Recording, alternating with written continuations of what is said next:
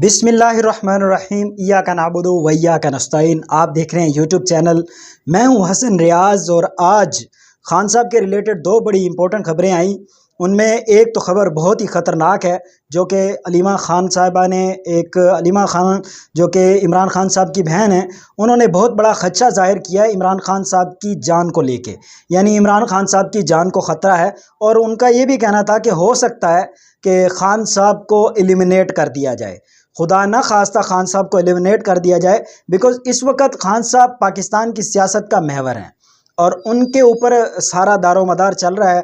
और पाकिस्तान तहरीक इंसाफ इस वक्त पाकिस्तान की मकबूल तरीन जो पार्टी है। और दूसरी सबसे बड़ी खबर ये आई है कि इस्लामाबाद हाई कोर्ट ने इमरान खान का जो एक 190 मिलियन नैब रेफरेंस केस जो चल रहा था, उसकी जो कार्रवाई है उस पे नैब को रोक दिया है और बुध तक इस केस की समाअत मुलतवी कर दी गई है।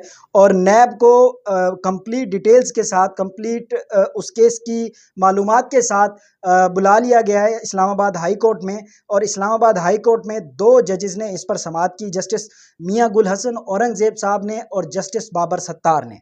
और खान साहब आज 36 दिनों बाद जो उनका रिमांड था, जिस्मानी रिमांड था, वो ख़त्म हुआ और खान साहब आज जुडिशल कर दिए गए हैं। खान साहब की अब ज़मानत भी हो सकेगी। अब देखना ये कि इस पर पाकिस्तान तहरीक इंसाफ या इमरान खान साहब की जो कानूनी टीम है वो कितना जल्दी इस पर ज़मानत को परसू कर सकते हैं, या वो ज़मानत की जो रिक्वेस्ट है वो इस्लामाबाद हाई कोर्ट से या सुप्रीम कोर्ट से वो कब तक ले सकते हैं।